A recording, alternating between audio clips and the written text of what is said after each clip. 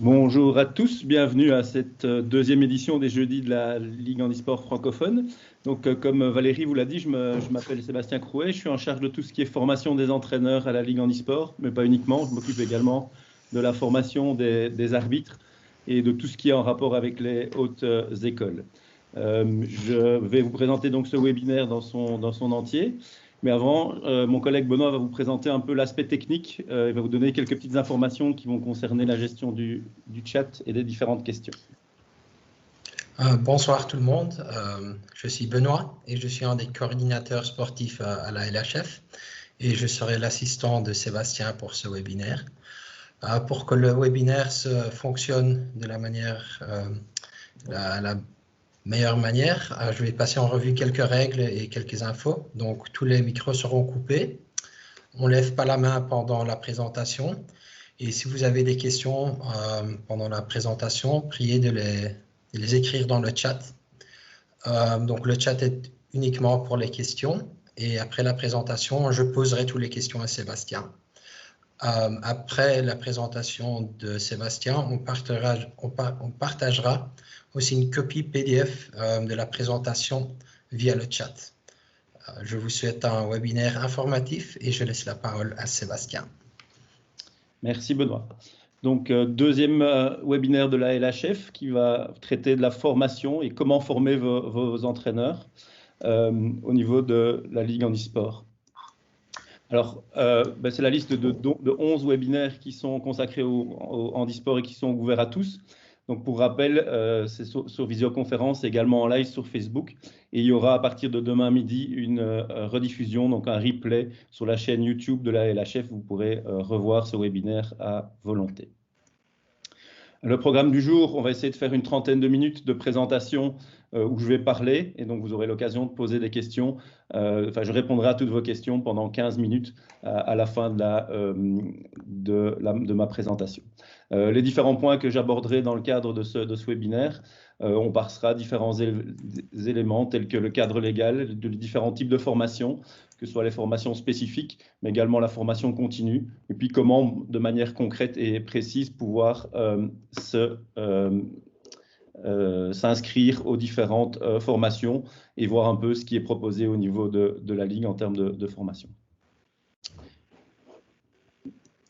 Alors, pour juste mettre un peu le cadre, la Ligue handisport francophone est une fédération comme toutes les autres, c'est-à-dire que nous sommes régis par l'ADEPS et par la Fédération Wallonie-Bruxelles et nous sommes tenus de respecter le décret du 2 mai 2019 et nous sommes habilités à mettre en place des formations au même titre que l'athlétisme, la natation ou d'autres fédérations sportives. Donc à ce titre, on peut également mettre des formations de manière vraiment spécifique avec les différents niveaux et avec le même cadre légal que ces différentes formations.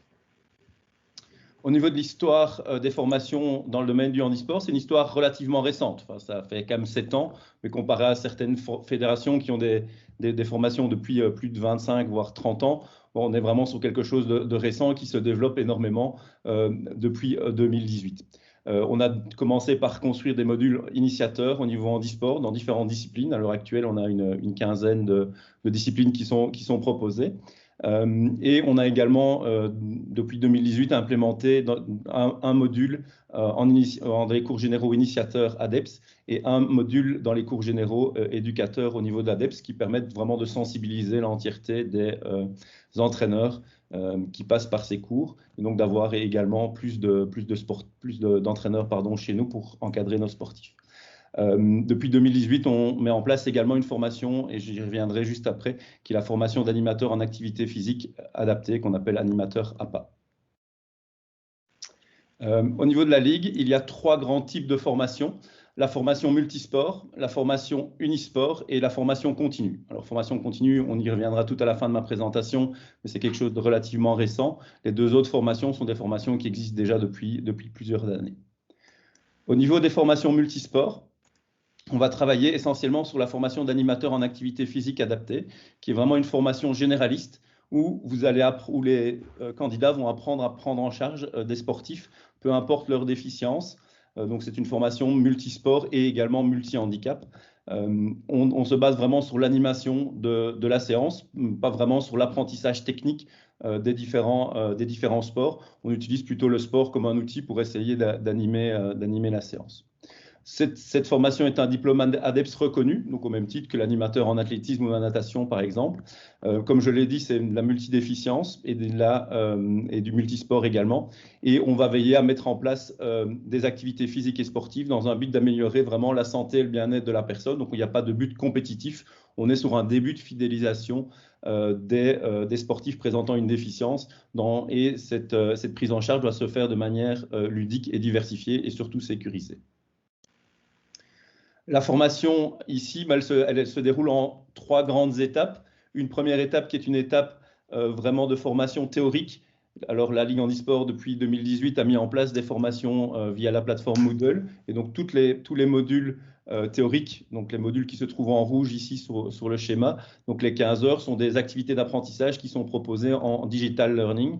Et donc vous aurez, si vous vous inscrivez, accès à des cours en ligne et vous suivez un processus d'apprentissage qui est présent.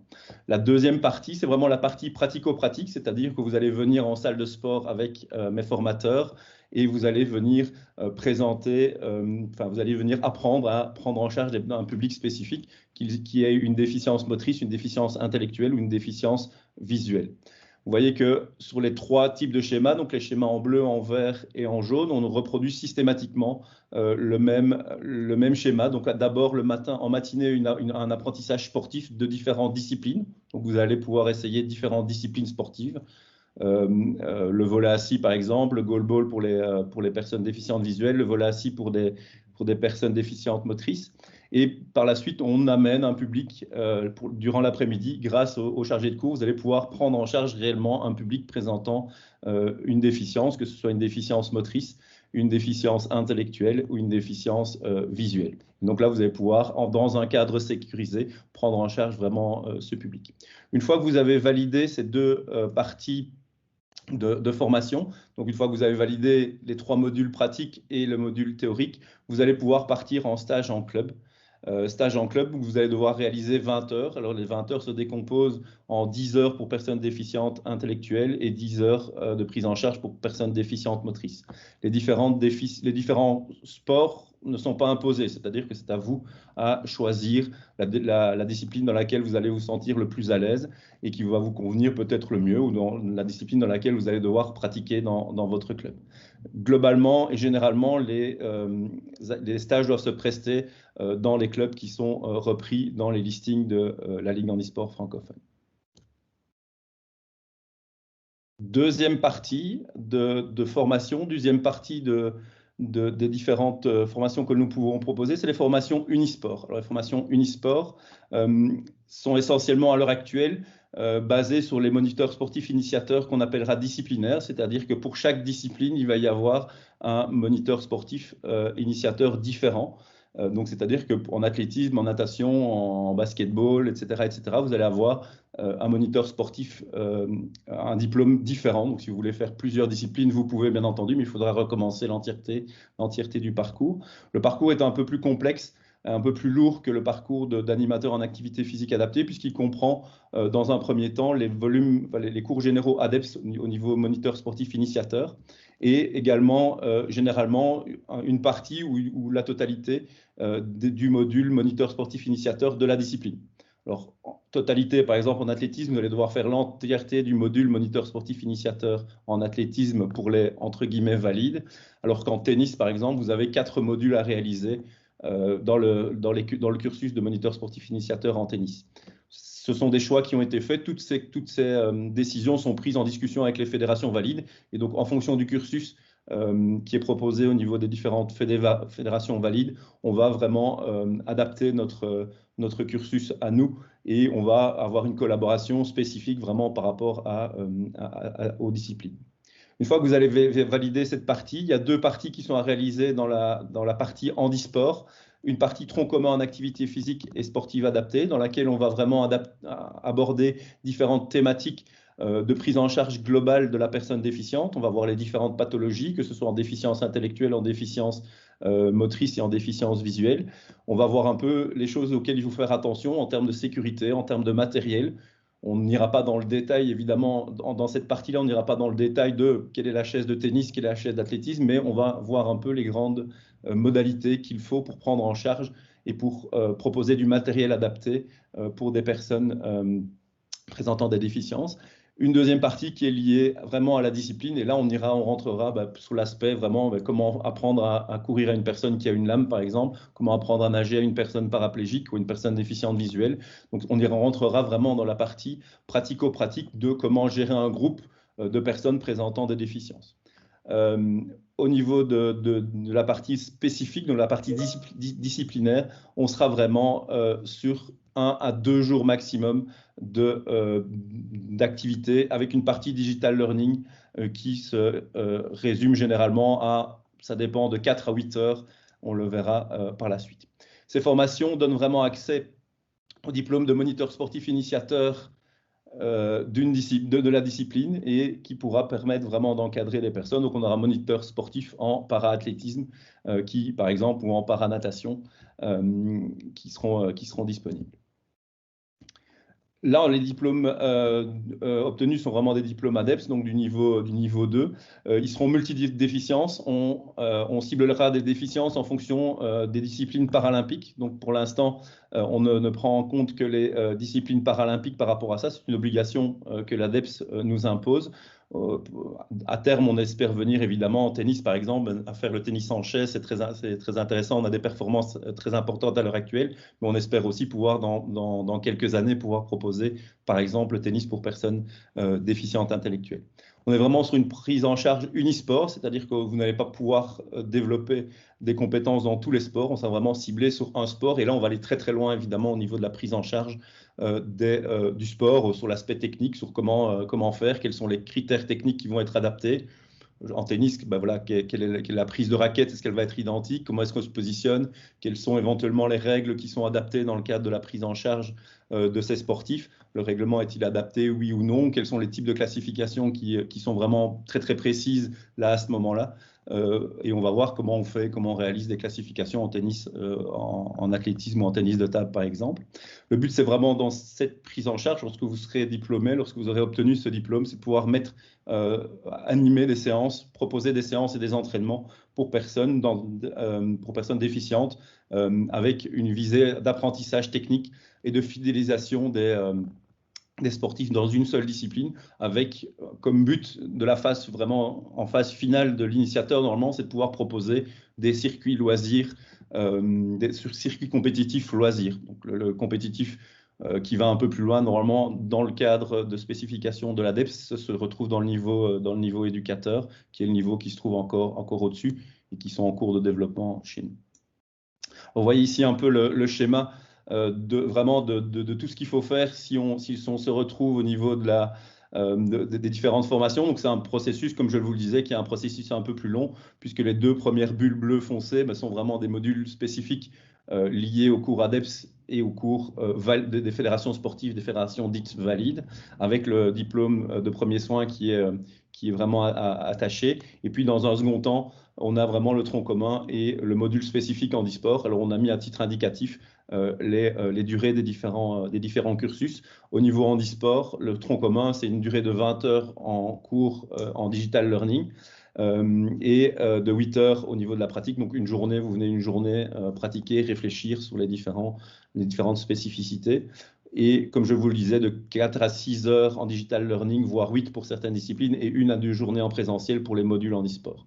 Alors, on n'a pas mis les fédérations, c'est un schéma vraiment général. Dans certains cas, c'est le cas en athlétisme, c'est le cas en tennis, par exemple, les fédérations interviennent évidemment au niveau des modules en e-sport, puisque c'est un partenariat qu'on a avec ces fédérations. Donc, on ne travaille pas tout seul dans notre coin, on établit vraiment des relations par rapport à ça. Et donc, c'est vraiment basé sur ce partenariat entre nos deux fédérations. Au niveau des formations continues, c'est quelque chose de nouveau, c'est quelque chose qui va être mis en place. Alors j'espère que le Covid nous permettra et nous laissera le temps de mettre en place ces différentes activités.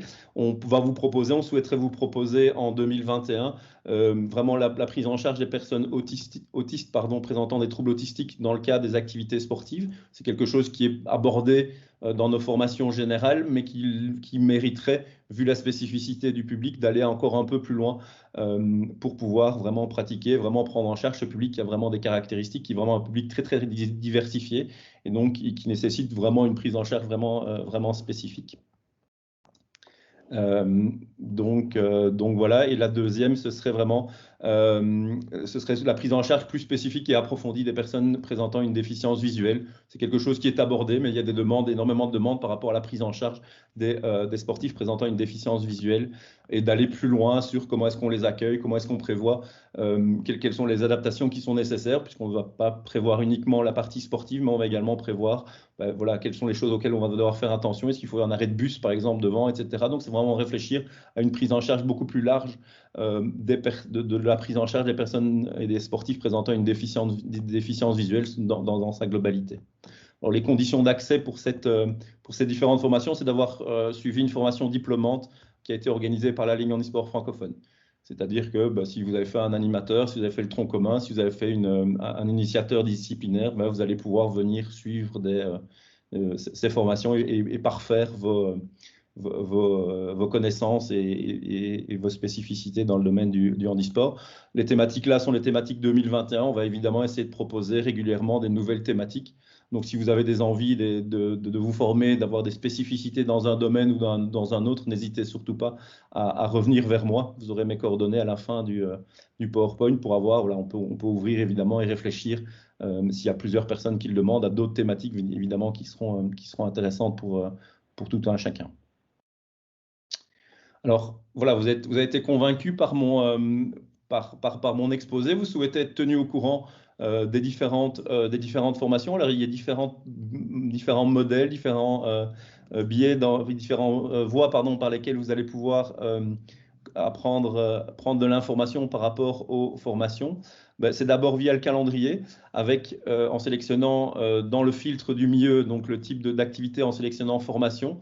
En cliquant sur filtrer, vous allez avoir la liste des différentes formations qui sont proposées à l'heure actuelle et dans l'avenir par la Ligue handisport francophone. Là, il y a une démarche de votre part à faire, évidemment, par rapport à ça.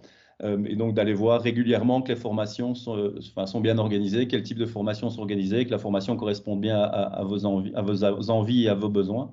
Dans un deuxième temps, et dans le même temps, vous pouvez également vous abonner à la newsletter et régulièrement, vous recevrez de l'information envoyée par ma collègue Valérie, qui vous enverra les dates des formations qui vont sortir, entre guillemets. Également suivant les réseaux sociaux, puisque dès qu'il y a une formation qui est mise en place, on diffuse l'information via les réseaux sociaux en créant un événement qui va pouvoir vraiment, et vous allez vraiment pouvoir suivre ces différents aspects. Une autre manière d'être tenu au courant des différentes formations, c'est en complétant sur notre site un formulaire en ligne. Donc, si vous allez sur www.handisport.be/formation, vous avez au milieu de la page, vous avez un formulaire électronique que vous allez pouvoir compléter avec vos centres d'intérêt. Et systématiquement, lorsque vous aurez lorsqu'il y a une formation qui correspond à vos besoins ou à vos envies qui va sortir, on vous prévient par un mail, ça vous permet de ne pas devoir surveiller en permanence le calendrier. Dès que la formation est publiée sur le site et dès que les inscriptions sont ouvertes, vous recevez un mail de ma part vous disant qu'il y a une formation et que vous pouvez vous inscrire. Comment s'inscrire aux formations? Systématiquement, dans les événements calendriers qui se trouvent sur notre site, il y a un formulaire en ligne qui se trouve en bas de l'explication de la formation. Donc, vous avez les informations techniques au niveau de tout ce qui est lieu, les heures, etc., les dates d'inscription, le prix d'inscription, etc., etc. Et tout en dessous de ce formulaire qui se trouve sur le calendrier, vous avez différentes, comme sur la droite ici du slide, vous avez différentes informations que vous devez nous renseigner. Alors, ce n'est pas du voyeurisme, c'est juste qu'on vous demande une première fois toutes les informations qui sont nécessaires pour que votre diplôme soit validé par l'ADEPS, ce qui nous évite de les redemander par la suite au cours de la formation. C'est pour ça, entre autres, si vous regardez de manière attentive sur la photo où il y a le registre national, c'est quelque chose qui nous est demandé par l'ADEPS dans le cadre de la validation pour identifier que c'est bien vous et pas quelqu'un qui porte le même nom et la même date de naissance que vous. Donc, avec ce registre national, on est sûr que c'est bien vous qui recevrez votre diplôme une fois que vous aurez terminé cette formation. Donc là, vous remplissez les différentes questions et puis vous terminez en validant le questionnaire, ce qui me permet, moi, de recevoir les informations d'inscription et vous de recevoir les informations et de la confirmation comme quoi vous êtes bien et correctement inscrit à la formation.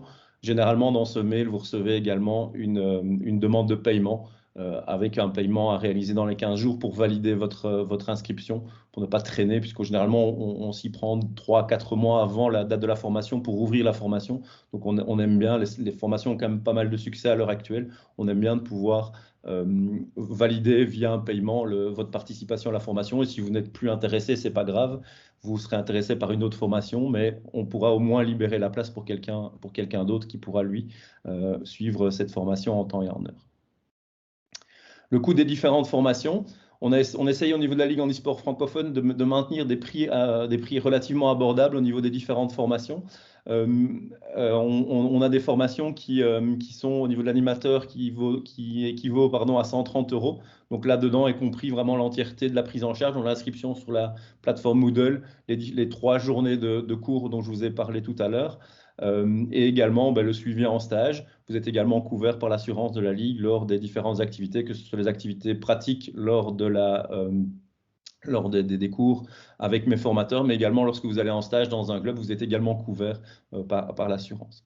Le tronc commun en activité physique, donc un des 2 modules de l'initiateur est un module plus petit, donc sera pour 2021 à 75 € avec les mêmes conditions que les conditions au-dessus. Donc vous êtes pris en charge également lors des stages et de la partie pratique. Les formations spécifiques sont à 90 €. Donc ça, ce sera la formation, le module CC Foot, le module athlétisme et différents modules qui sont proposés durant les formations. Au niveau des formations continues, en fonction du type de formation, en fonction du volume de formation, on sera de 100 à 200 €. On tient à attirer votre attention sur le fait que les prix qui sont proposés ici ne comprennent pas évidemment tout ce qui est cours généraux de l'ADEPS et ne comprennent pas non plus les formations chez les valides. Là, on vous référera si vous avez besoin d'informations, n'hésitez pas. On a l'habitude de travailler avec différentes fédérations. N'hésitez pas à revenir vers moi, soit je vous envoie vers les différents liens pour aller voir les prix, etc. Soit je vous mets en contact avec mon collègue des fédérations valides. Les projets au niveau de la Ligue, au niveau des différentes formations en e-sport, pour 2021, on a un tout gros projet, c'est de pouvoir rentrer en contact, en tout cas de proposer des modules de sensibilisation dans 15 formations, donc dans les formations valides, c'est-à-dire que tous les entraîneurs de des 15 fédérations partenaires vont être obligés de suivre un module qui sera un module obligatoire pour eux, module pratique ou un module théorique. Donc là, on choisit, c'est de la négociation qui se fait avec les différentes fédérations, mais donc ça veut dire qu'il va y avoir une sensibilisation qui va se faire systématiquement dans les fédérations. Donc ça va être un gros travail qui va se faire à la fois en pratique, mais aussi au niveau du développement de modules digitaux via les plateformes, essentiellement Moodle. On va essayer de développer des nouvelles disciplines au niveau moniteur sportif initiateur, c'est-à-dire qu'on a déjà un assortiment de formation qui est relativement important, mais on essaie à chaque année d'augmenter un peu ce volume de formation pour que tout le monde finalement s'y retrouve et puisse développer des compétences également et puisse faire valider ces compétences également dans le cadre d'une formation. Donc voilà.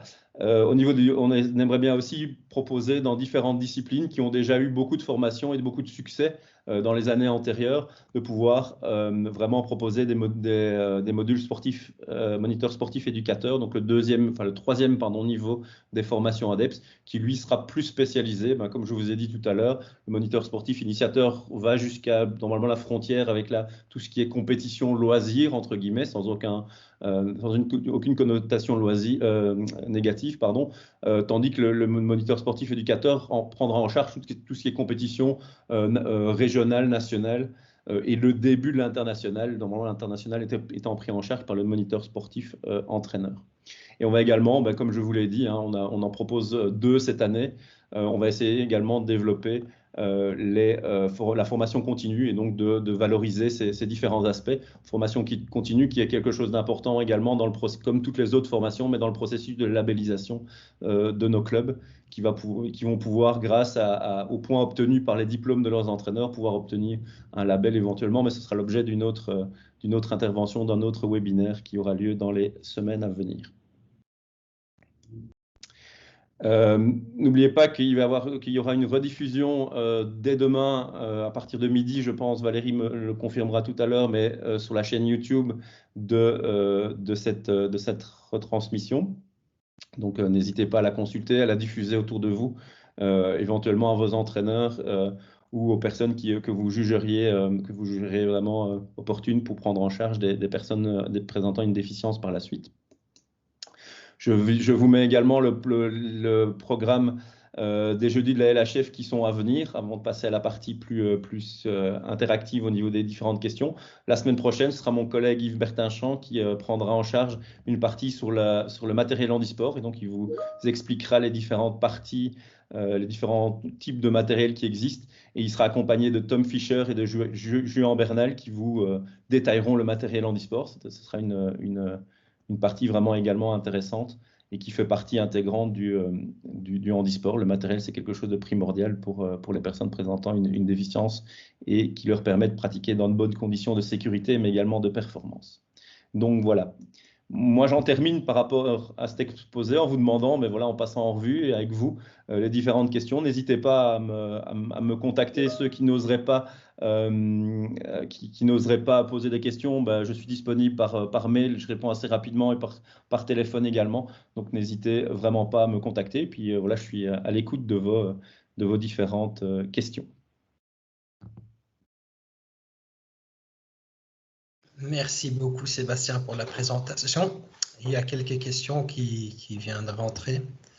La première question vient de Loïc.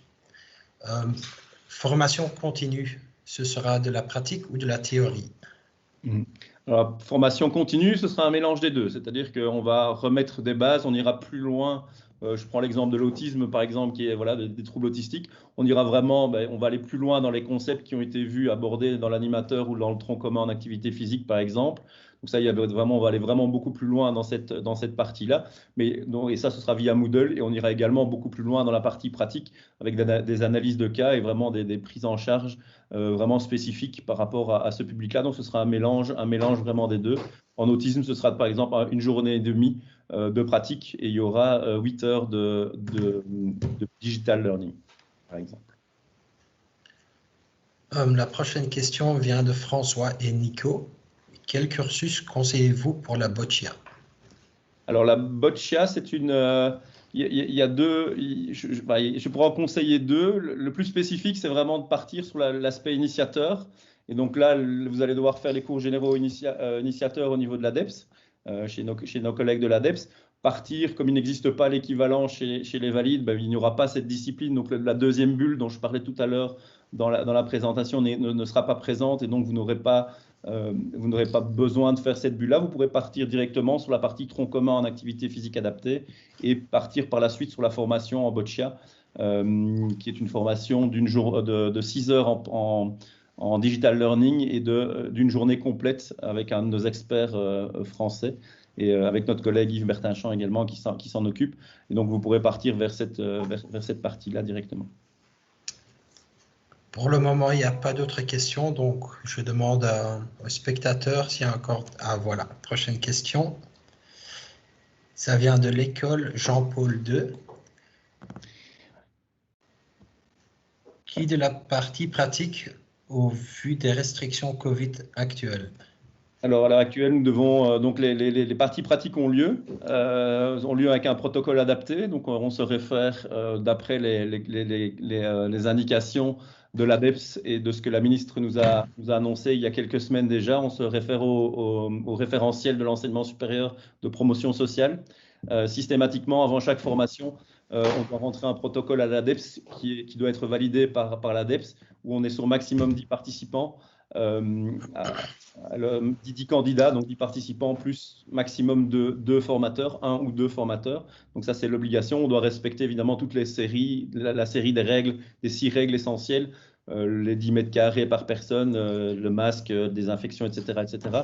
Donc là, elles peuvent avoir lieu dans des conditions vraiment vraiment particulière, où on est vraiment on dédouble, nous, les formations, puisque les formations peuvent aller jusqu'à 20 personnes chez nous. Et donc là, on les divise en deux, alors soit au même endroit, soit sur des sites complètement différents en fonction de ce qui est possible au niveau des gestions et au niveau de l'infrastructure. Mais les formations ont lieu, on les adapte un peu évidemment pour respecter, pour être entre guillemets Covid-friendly, mais elles ont lieu et elles se déroulent, en tout cas à l'heure actuelle. En tout cas pour les formations plus généralistes, les formations spécifiques, on va attendre d'avoir une vision un peu plus, enfin en tout cas d'être tombé au niveau des chiffres pour pouvoir proposer des formations plus spécifiques par la suite. Donc voilà, et on attaquera sûrement les formations spécifiques au second semestre de cette année-ci. Il y a une formation tennis qui a lieu, mais c'est une formation qui a déjà été reportée 4 fois, je pense, 3 ou 4 fois, qui aura lieu en avril, mais c'est pour ne pas faire patienter trop les personnes qui y sont inscrites. Mais globalement, voilà, les autres formations spécifiques auront lieu vraiment au second semestre. À l'heure actuelle, on propose uniquement des animateurs en activité physique et des troncs communs en activité physique et sportive adaptée. Merci Sébastien. Prochaine question de Loïc. Avez-vous déjà une idée du jour de formation continue? Alors les formations continues, on en avait programmé en fin juin pour tout ce qui était déficience visuelle, sous réserve de savoir évidemment l'évolution Covid. Donc là, on verra, puisque c'est quand même une formation où il y a quand même du contact dans le guidage, etc. Donc c'est quelque chose qui risque peut-être d'être décalé. Et la formation en autisme, c'est une avant-première, mais voilà, elle sera prévue le week-end du 18 et 19 septembre 2021. Ça, c'est les dates qui sont prévues à l'heure actuelle, qu'on va confirmer et inscrire sur notre calendrier dans les jours, dans les semaines à venir. Merci. N'hésitez pas à poser vos questions dans le chat.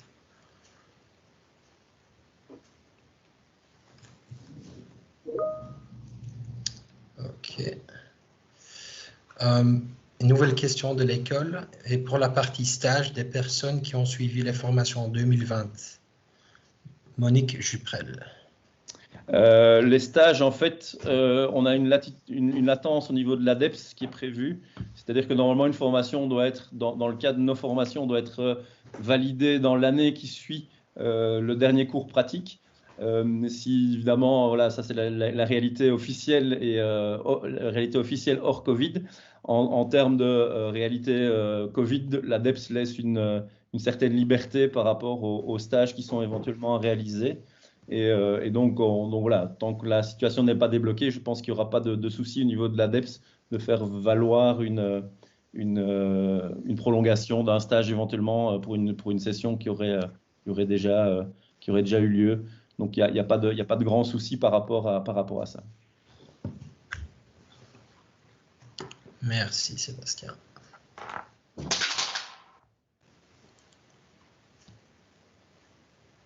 On attend encore quelques minutes pour les questions.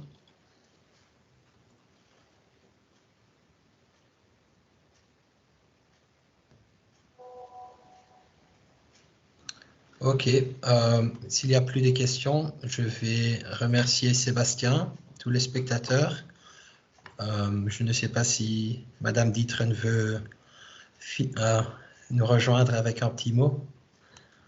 Je voulais vous remercier et féliciter Sébastien pour la précision de son exposé, la précision et les connaissances pour les réponses. Je crois que tout le monde a pu comprendre et poser les questions et les réponses furent judicieuses. Donc merci beaucoup et bonne continuation à tous. Et j'espère que beaucoup d'entre vous ou de vos clubs vont se former parce que la formation est un élément important pour la poursuite de tous les projets handisport et le bien-être des sportifs.